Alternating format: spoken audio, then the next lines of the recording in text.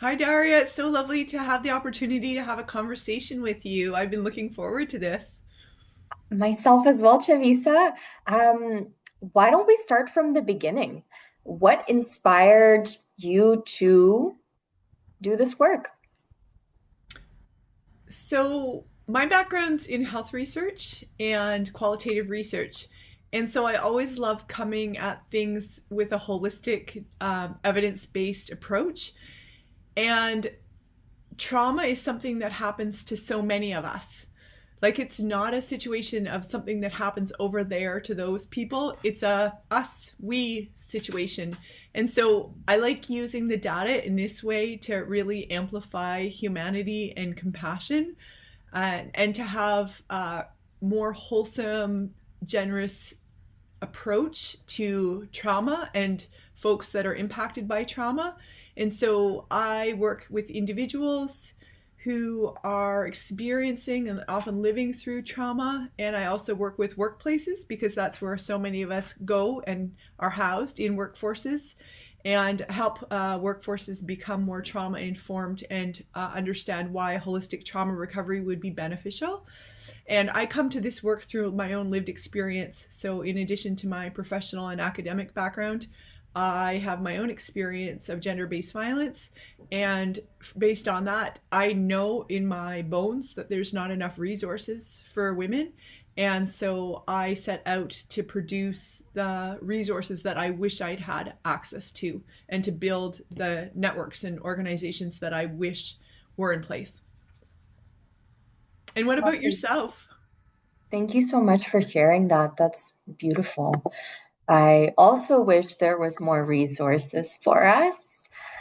And I'm glad to see that that's kind of coming together from, even the Me Too movement to more people like us, right? More people doing this work and supporting each other as opposed to like competing with each other. We're sort of climbing up the same mountain, I like to say.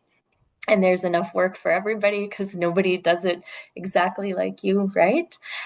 So for me, I started my professional journey in the legal industry and I stayed there for many, many years. I still work with lawyers and law firms. And in parallel, I started all of my trainings in well-being modalities, first being a year-long training in yoga. So now teacher trainings are getting shorter and shorter, but back then, even a year seemed quite condensed. So my journey started with looking at bodies, looking at how people breathe, because the breath doesn't lie. You can be the fittest athlete, the prima ballerina, but if your breath is shaky, that means something's up in the system. So learning how to look at people, functional anatomy, I did my Pilates certifications. Again, that was 2 years, reformer before it was trendy. Um, what else? Postnatal modalities. Like I just kept accumulating all of my accreditations, latest of which is a 2.5 year diploma that's internationally recognized as a yoga therapist. And it helped me be stronger at work, I would say, have greater capacity for the egos, the high pressure environment, the deadlines, which I thrive on, and especially helping with high performing women in particular. Because we, as women, I identify as a woman, we face certain abuses in the world, for a lack of a better word, whether that's professional or at home.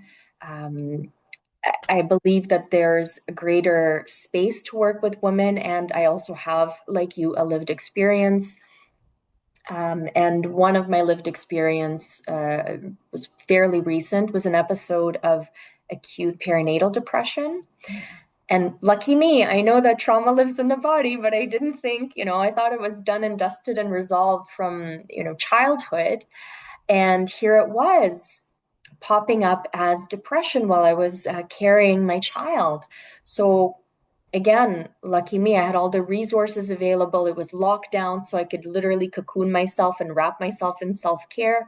And I now enjoy working with individuals to help them find support whether it's body related, nervous system related, or work related, because I kind of, like you, have traversed many of those, I want to say battlefields, and have come out on the other side. So I thanks for sharing yourself with me. I am trained in breastfeeding as a health practitioner. And so often, I mean, entering motherhood, I would say there's nothing on earth that could prepare a solo woman, like an individuated woman without dependence, to become a mom. Like, words don't cut it. Our explanations don't articulate what that change in pace and focus is going to be like. And so I don't think there's anything in our culture that really captures the entry into motherhood. So that shift alone can be quite astounding for people. And then of course the sleepless nights, right? And the like unending sleepless nights and the sleep deprivation. And I think that's a really pertinent space for women, is that the sleep deprivation and whether or not you have sufficient support can allow all the old wounds to come Mhm. bubbling up to the surface.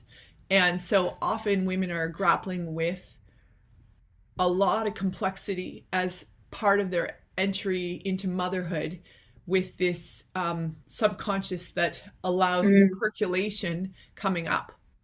That's Yeah, certainly my experience. there's quite a bit about postpartum depression, but perinatal, I hesitated to actually get help or talk to somebody, even my own boss at the time, because a lot of those symptoms I was experiencing were pregnancy symptoms. So I was like, what's wrong? And then I cried in the middle of a street. I was like, okay, no, I'm a happy person who knows how to make herself happy. This is not it. So that, luckily, I had a really big red flag, but postpartum, I find that there is decent support. At least the doctor will say, how are you doing? And that's an opportunity if something's bubbling at the top to then come forth. But yeah, I was having a good time otherwise, and eh, when I speak about this to other people, it's interesting how many conversations come up about trauma living in the body, because it's like this silent, silent pet inside of you that you're like, I know how to operate, you're functioning, you don't even realize something is there. And for me, having worked with other people, it certainly didn't come about until I was pregnant at all. Like, I think the pregnancy actually set it forth, right? Because it activates those parts of the body, for a lack of a better explanation, that weren't activated before. So it was just like a treasure map that wasn't such a treasure. Well, I mean, I think it's a really challenging space to navigate, right? And I think this is part of what happens, is that when we're going through change, especially like change that we're not familiar with or we don't have sea legs with, then Yeah. it can really like evoke up the old stuff that's unprocessed. So thank you for clarifying. Yeah. I'm curious, like, let's talk shop. What's Yeah, the totally. most, give me a highlight from the past year, maybe a case study or client study or something that's new and exciting on your horizon? So I tend to work with women who are experiencing high conflict divorces. That's my clients that I specialize in, is one-on-one trauma informed coaching for women going through major life transitions, and often that includes separation, divorce, parenting in the transition to co-parenting. And often where trauma comes in is that it can sit in the body in kind of precarious health or chronic health conditions. So that's the space that I support women in. And so um, I started thinking, like I have a lot of clients who are in various stages of their transitions and coming through the hardship that they're facing. And so I started thinking, how it was a kind of a joke to myself, like, how can I stop getting clients? Like, how can I stop having people having such a hard time? And so I went back to the source, right? And so I developed two workshops recently, and one is on identifying red flags so that we know what the early minutia indicators of someone who is going to be abusive later on. We can identify those and stay away early. And then the second is that often with gender-based violence, in 95% of the cases, it involves financial abuse. And so financial abuse actually has a really long trajectory, especially for women, because women live longer and we tend to earn less um, on a general basis. So finances have a really big impact for women. And so I put together a workshop, educational workshop on financial safeguards, and basically how to really understand financial tools and your financial terrain so that you can strategically maneuver through, especially for women who have had um, problems or blemishes with finances in the past, and how to rebuild their credit scores so that they have more opportunities going forward. Because nowadays, if I wanted to go rent a new apartment, they would take my credit score. So actually, a healthy credit score makes a huge difference for opportunities. Mm. So those are the two pieces I'm working on right now. Thank you so much for sharing. I love that you're doing this, and I'm sure your clients do too. I was going to jump in and say there are so many banks doing credit score mapping right now. Like, how can you can improve your credit scores? And I know especially BMO has one that's like top of class, etc. So pass that along to your clients, because it'll simulate. There's a simulation about you do X, what does that do to your credit score, etc. I'm averse to spreadsheets, so these all these new apps and technologies are very much my vibe. Um, and I can share a little bit about what's going on my horizon as well. So I started my business, Remove Wellness Consulting. It's a bit of a play on words, like a subject line and an email. And I started right after I gave birth to my son. I then didn't come back from mat leave to my job in professional development in a law firm. I went out on my own. I stayed with him for an extra year because it's sensitive years. Also, it was like the second wave of another lockdown. It was 2022. So it was a year after. And it's been truly rewarding working one-on-one, but also just continuing my work, but on my own terms. Mhm. And that's wildly liberating. I'm sure you can agree with that. And one of the cool things that I've done recently is incorporated my face yoga certification from 2021. So I was pregnant when I graduated. It was 6 months. It was intense. It was by, the founder, Fumiko Takatsu. We were the last batch to get personally certified. And I've incorporated that into workshops, which has been a bit of a game changer. It's kind of niche. You wouldn't think that it translates to the corporate space, but it really, really Totally does, does. especially for women, because I'm very expressive. I don't know about you, but that's part of the creative flavor, and it adds to storytelling. It adds to personal connection. You can really see somebody through their expression, but also at meetings, that's not always the case. You kind of have to mask your emotions and regulate later, which, in a professional atmosphere, it's just the reality, as well as confidence and self-identification. We don't identify, like, it's the most personal connection we have with our body is our face, right? Especially for us women, because we're looking in the mirror more often, perhaps, than men as a stereotype. We're, looking for ways to find symmetry or create symmetry. There's a vanity aspect to it, but there's also an identification aspect to it. What is your ego, right? This is the thing that I identify with the most. I've also worked with some people with Bell's palsy and post-stroke rehabilitation. So there's also, of course, a really nice benefit to getting through and recovery, as well as eye strain. So staring at the computer a lot. This is the oculi, is like one big muscle around your eye, and working with headaches, migraines. A lot of it is, dehydration and tension. Again, staring at the screen, we don't realize how cheers. All of this kind of can get pent up in our tech neck, and it's been quite rewarding. I've had really good feedback. Again, it's not something that you think of top of mind, but it's so niche, and it gets women in particular to really get in and connect with their body and their identity. I'm really proud of that one. So I think actually it's probably not niche and it should be coming up more dominantly.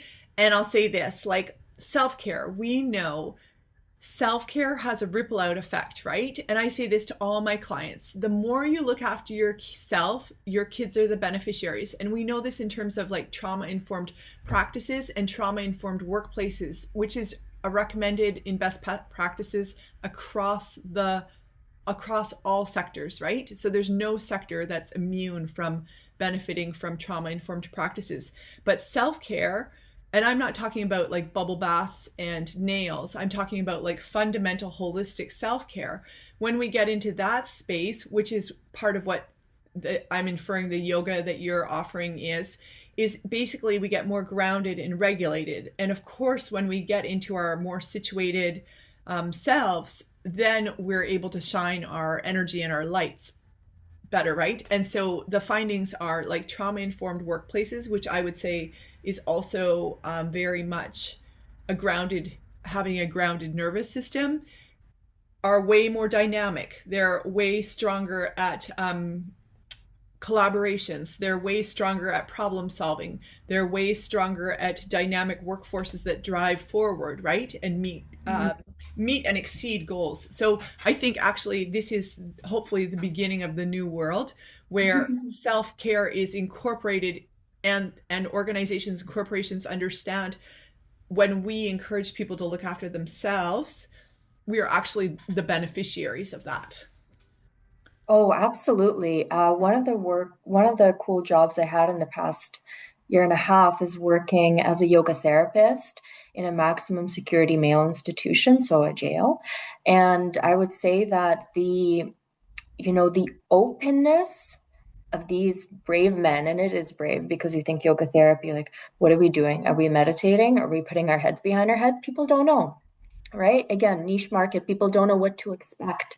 It's not the Instagram, do this to your face, right? Like one-on-one, I take a person's pulse, I assess their tongue, their eye, their breath, like everything. But when it's a group setting and it's so high stress and high tension that I have to meditate before I go in there. Otherwise, like I may get disturbed or turn around really quickly. That might trigger somebody in the room. Like it's that high intense. And the receptivity is so high when I walk out of there, and these guys are often bowing me out of the room. I'm not scared. I'm not, no thoughts, just completely empty. And the expressions on their faces completely at ease. And often what I hear from the correctional officers is that they stay within themselves and let that peace kind of ripple out through the day. So they milk it for as long as possible. And to see that in a boardroom as regularly as I do, regulating people then creates for better meetings, then creates for safer spaces. We can stick a label on some other training and check a box about psychological safety, etc., and it has a great place. But it's the experiential things that will really remain with people because they can see the difference in the mirror from their face. They can see the expressions of other people. They can see that perhaps we're talking in a more mindful way, for a lack of a better term, right? And then the communication becomes way more effective. And the time wasted on meetings, period, is ridiculous. So as practical tools, there's just what I've heard and feedback was there's just shorter meetings. People are more to the point. They don't beat around the bush. There's less absenteeism and there's more engagement. Yeah, totally. Less absenteeism, less presenteeism, where you're just sitting in your chair but you're not getting anything done. Less leaves, less lack of engagement, less burnout, less retention issues, and more productivity and more engagement. So, I mean, the wins are across the board to my mind, and the research backs that. It's interesting, like, it's interesting to me that, like, if we think about the old version of the brain in terms of neurobiology, where we used to think about the left brain versus the right hemisphere of the brain, and now, of course, we know that the brain is so dynamic that we don't like kind of create that binary anymore. But like to be regulated, to be situated in your vessel is an incredibly powerful place to be. And so we still live in organizations and a society that really values logic and language and rationality. And the science is showing across the board, like people who are able to tap into the um, wholeness of their beings, you know, like to be grounded in your vessel, to be regulated in your vessel, produces good thinking, right? It produces more dynamic thinking. Like I absolutely love Pilates. So I was so glad to hear you were trained in that. And I absolutely love Pilates. Now for me, Pilates is I put on a timer because I'm like a squirrel and I need to sit and do the work. So I put on the timer and then I do each exercise and I count to 10. So really I'm just for an hour counting 1, 2, 3, 4, 5, 6, 7, 8, 9, 10. But always and consistently what happens in my Pilates practice is that a eureka goes off and I have problem solved a major thing that I was conundruming on. And so it's almost like that open, vast space that's not, um, you know, structured. But I mean, it is structured. I know exactly the exercises I'm doing, but the mind is not structured. It's that open space that allows the percolation to come up to have really dynamic, like, oh, that's the solution. Okay. So I can usually get off the Pilates reformer and know exactly what I need to do next because the solution has arrived, right? But we need to produce open spaces that are wholesome and attend to bodily regulation as a means to amplify our problem solving, dynamic problem solving, and resolution spaces. Mm. I love that you shared that. Mindful movement, like you described, is way different than just movement. Going to the gym and running or doing something mindlessly doesn't necessarily have that effect. In fact, it can be like a bit of an escape. Now, it's a healthier escape. That's why it's widely accepted, right? But there is such a thing right now as, like cardio addiction, like biking addiction or something I've read. I was like, yeah, that makes sense. I've been saying this for a long time. People that need that outlet for 5 hours a day, every day they get it, is a little bit excessive Yeah. and also can lead to injury. But for me, the Pilates training was critical because trauma stored in the body, I use the body as a map to help people for one-on-one. And so the knowledge of functional anatomy for me is just, it's indisposable. I can't, I was fortunate enough to invest the time and money into all of these modalities, into years and years of training because I had a full-time corporate job, which I'm very grateful for.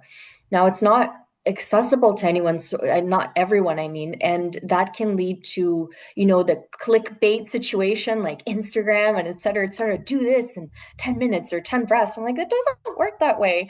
Who's having this easy way out of trauma or easy way out of injury or rehabilitation? It doesn't work. So it leaves I've found that it left a lot of people disappointed and discouraged. So I think that's one of the battles we're fighting. Yeah. And I always teach my clients, there's the outside world that we're navigating, and then there's our inner state and our inner relationship with ourselves. Now, like whether or not you can, like I work with court involved women who are just like, they've got their plates immensely full, right? And Yeah. so whether or not you can get the outcomes you're hoping for in the outside world is another story. I mean, we could talk about that for hours, but Yes. it's partly, and this is the point I want to make, it's partly about your relationship with yourself, right? It's like I wake up in the morning, I identify what I can do to help myself today, and I achieve that. And what ideas that I talk often to my clients about, because often I work with women who are going through major life transitions and often very arduous life experiences.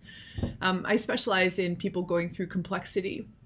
And so it's like one thing to work on the outside world, and there's another to do the inner work, right? And they're connected to each other. So it's like one thing to like wake up in the morning and identify what can I do to help myself today and go ahead and do those tasks, right? But part of that labor on your own behalf is that you're building a relationship with yourself, right? And so it's very much about like, can I follow through for myself? Can I work hard on my own behalf? Can I identify areas where I can see opportunities for my own self? And so it's not necessarily that you can rectify the outside world, but very much it is that you can build your relationship with yourself. And so at the end of the day, you can say, I turned over every stone I needed to turn over to try and look after myself. The situation did or didn't work out, but I know in my relationship with myself that I am accountable, that I show up for myself, that I'm reliable, that I make a strong effort. And so what this does is it builds us up internally, that we understand ourselves to be arguably, I mean, ideally would be reliable, safe havens, right? And there's always room to grow, right? Like the relationship with self is always challenging. You know, the negative voices come in, self-criticism can be loud and strong and pointed.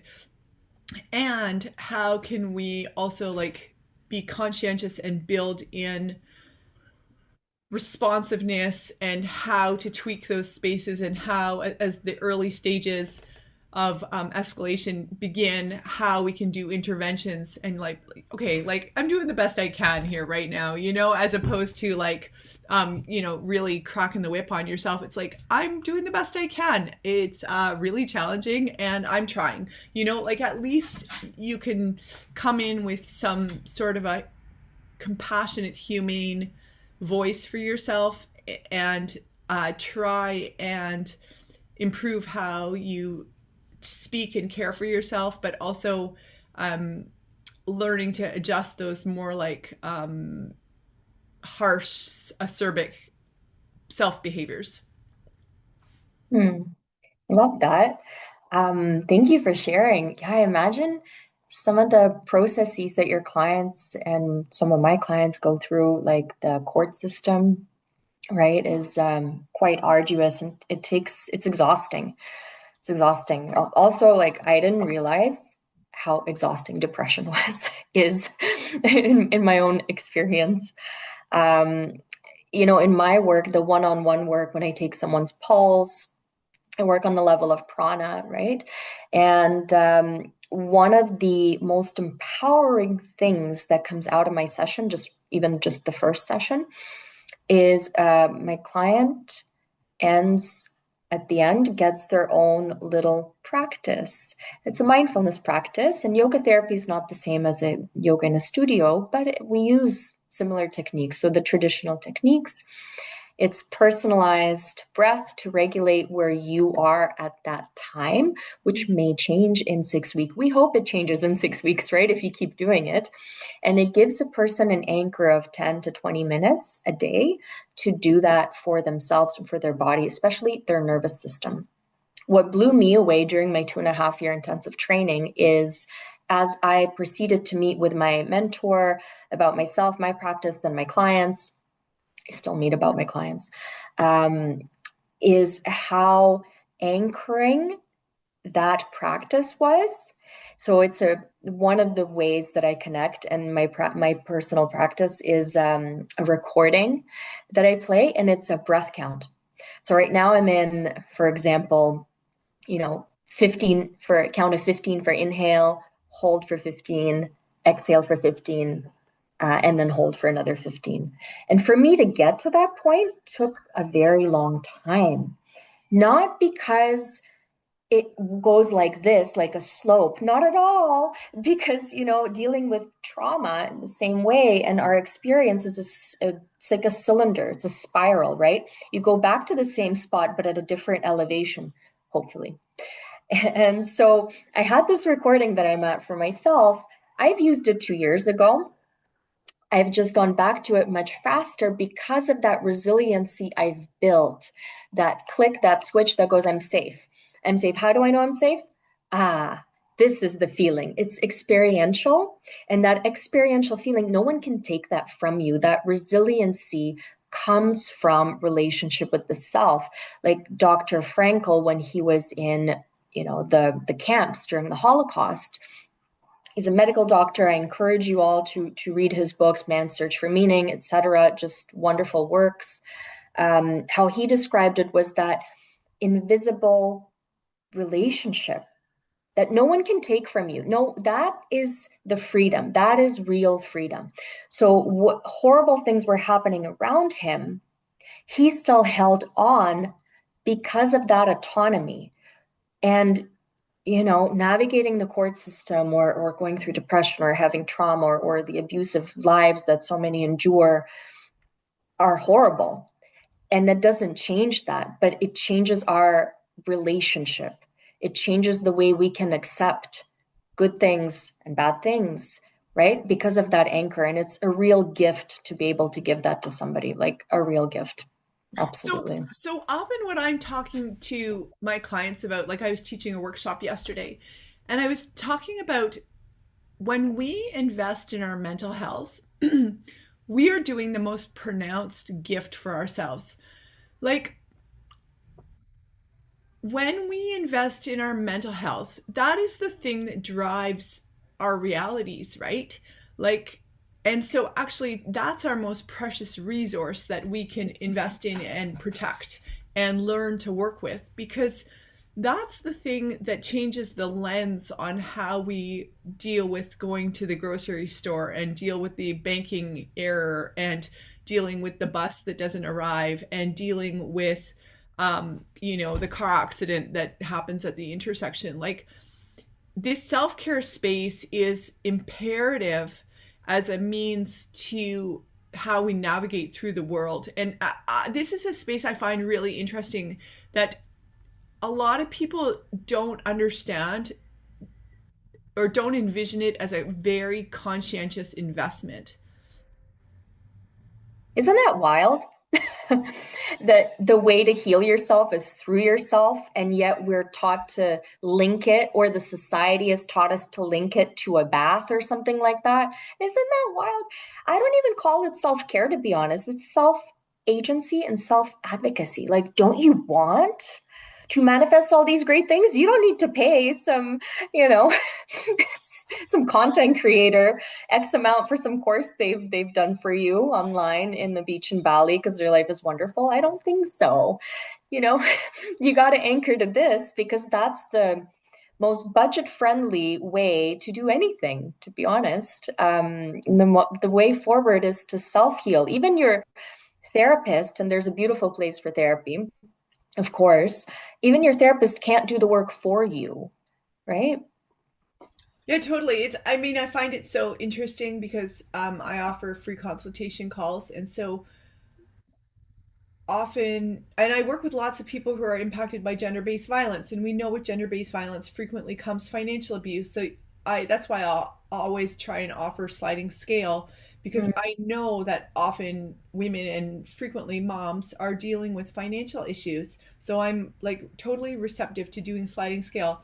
And also I note, for some of the people that I talk to, there's this like almost like a insurmountable hill of like, well, I can't invest in myself. And it's like, how would you like to save yourself? How would you like to not be in difficulty for too long? Like, and I always say to my clients, like, when we're going through trauma, and frequently the folks I'm working with are going through trauma. And so what we want to do is we want to get you through that experience in a timely fashion, and then you can rest and recuperate and rebuild. It's not a great idea to be in trauma for 2 years or 4 years when you could do it in 3 months or 6 months or 9 months. Like, we can't rush it, but we also shouldn't seep in it unnecessarily. And so that's where, like, the space that I love is I love helping women strategically navigate through and problem solve through so that they can speed it up, so that they can get to a space where they can rest and recuperate and rebuild. But I find there's like almost like a hesitancy on some people to invest in themselves. And I can appreciate economics is challenging, but I also understand, especially from my lived experience, like just like you were saying, like to invest in this kind of additional training, that's exactly what it is. It's an investment, right? Like that's what I did for my breastfeeding. That's what I Um, did for my trauma recovery training. And those are some of the best investments I ever made.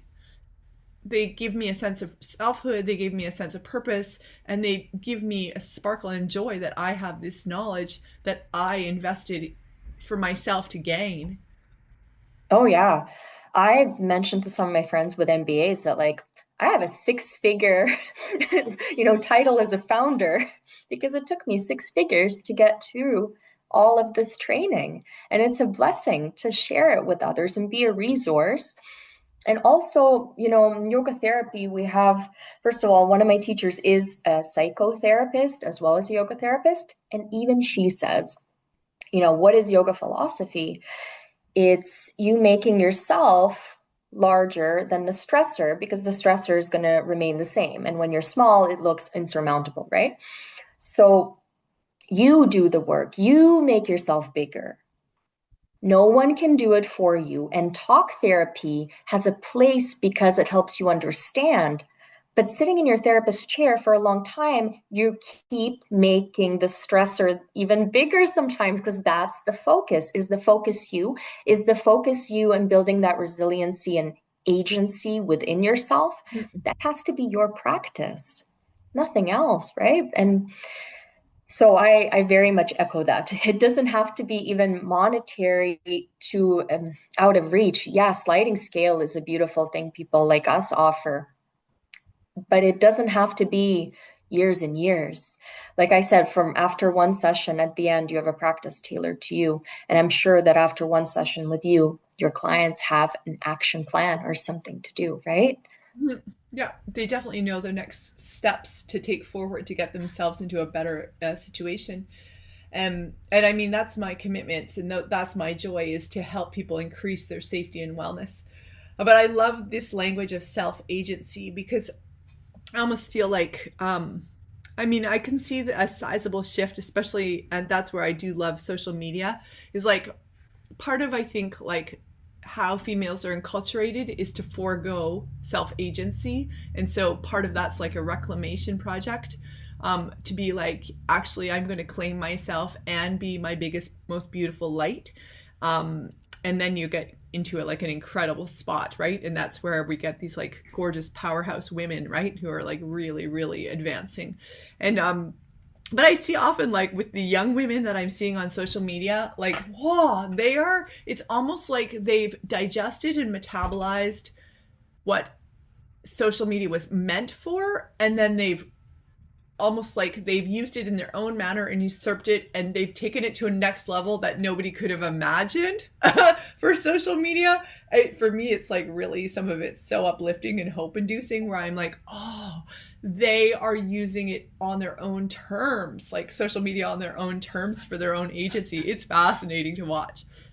Mm. Yeah, especially like your positive news channels and all the cute animals. And that's what I try to also advance in my own presence because I actually quit Facebook and then COVID started. A couple of years later, COVID started, and I said, oh, I need to go on Instagram. I miss humans so much. I want to connect. And I haven't been disappointed. So I've quite liked it. I just warn people about those high ticket offers or low ticket offers and the whatever. I'm like, what are the credentials? What is their background? Have they spent some years looking at bodies or whatever the criteria they're looking for, right? Just to be mindful of the amount of selling that happens. I mean, it's a fascinating one, right? I mean, we live in late stage capitalism and people are trying to make a living, but also like some people do have a lot of resources, but to my mind, like economics is political, right? It's like you vote with your money. And that's where I think it tees into that, like invest in yourself. Like you vote with your money. You know, if you go buy your coffee from a multinational or you go buy your coffee from a mom and pop shop, it has a different resonant Mm. impact. And if you take I mean, arguably, if you take your self care in a boxed form, you know, or you do the simplistic version or you do the really reflexive inner work, I mean, it Mm. has a different resonant impact, right? I mean, for me, I want to see people shining their big, beautiful lights. And I'm mindful like trauma is emotional, it's mental, it's social, it's financial, and it's spiritual. And so how to deal with like the wholeness of what it is to be alive. And that's where I think we're in a really beautiful day and age to be addressing trauma is that the recognition that we are spiritual beings and we live in these sacred vessels. And so then it's like it brings in a different kind of consciousness in terms of care, right? So um, when we attend to the spiritual, as well as the emotional, as well as the social, as well as the intellectual, then we can get some really beautiful resolution, digesting, metabolizing, and able to shed and transform. Mm. I love that you named them. So I actually use the 4 pillars of resilience in some of my corporate presentations. And what I like to translate is the spiritual doesn't have to be religious. It is something larger than yourself. And the examples I give is you can start worrying about bigger problems or doing offsites that are targeting all of the 4 levels or pillars of resilience, even if that's, for example, a volunteer visit with your team to a soup kitchen. You're getting all 4. And that is very efficient. You're not having some speaker to come in that cost you thousands of dollars. You can direct that to a really good cause. Yeah, totally. I mean, in part, you vote with your money and you vote with your time and you vote with your energy. And community contribution can be very meaningful, very humbling, and really help you um, recalibrate power imbalance and understand how we're all interconnected. Yeah, and for some of the folks on, in Toronto, it's Bay Street. Somewhere else, it's whatever the main street of the city you live in, where all the finance district is. That it helps people like that who work long hours also remember that there are power imbalances. That your team, see them in their humanity, see them outside of the office. Like it does so much for a perspective, and that I think is also spiritual growth. Yeah, yeah. To come into wholeness and instead of division, yeah, makes perfect sense to me. Yes. Lovely. So let's think about closing. So, do you have any ideas around synthesis of our conversation? Hmm. I would say the theme has been, in my own mind and my own language, has been about building that self agency and this may sound corny, but empowering yourself to see that the biggest investment is to pour the energy back into yourself. Forget the budget for a moment. There are people like us that are sliding scale. There's you and your breath and you and your body, and there's a lot you can do with that. For anybody struggling, anybody going through trauma or trauma in the body has come up. Now, what do? It's on you. It's always on me. There's this great, I forget her name, Sarah, the millennial therapist. Have you heard of her? No. Her book, It's on Me, best thing, highly recommend. And it's a lot about this conversation that we just had about building that self-agency. She's an existential therapist, which perks my head up. Maybe not everyone's flavor, but I'd say give it a go. The theme for me is that it's on me. Yeah, awesome. I love that. Thanks for sharing a resource. And And how I about think, yourself?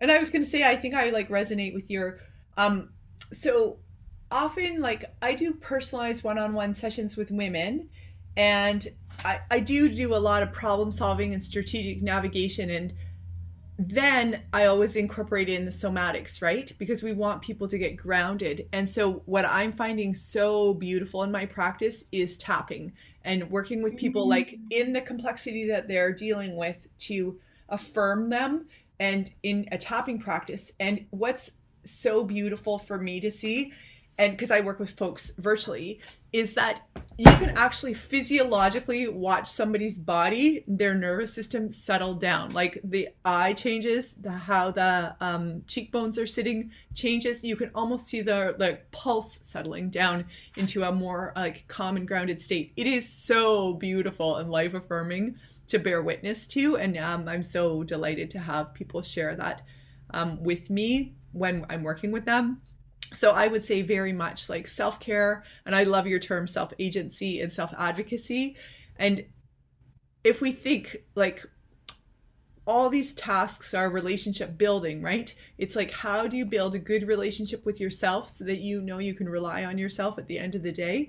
And then you're in a stronger state to be able to do the external parts of the world. Like I had a client, I'll just share this with you. I had a client, she was very, very overwhelmed with a legal situation. And she had her, like, she was up to her ears in legal paperwork. And she said, I don't have time to do self care. And I said to her, doing photocopying, answering emails, and putting together your legal response is self care. Like, it's not a differentiation. You Mm, know, it's important to go for a walk, and it's important to see daylight, and it's important to breathe and feed yourself.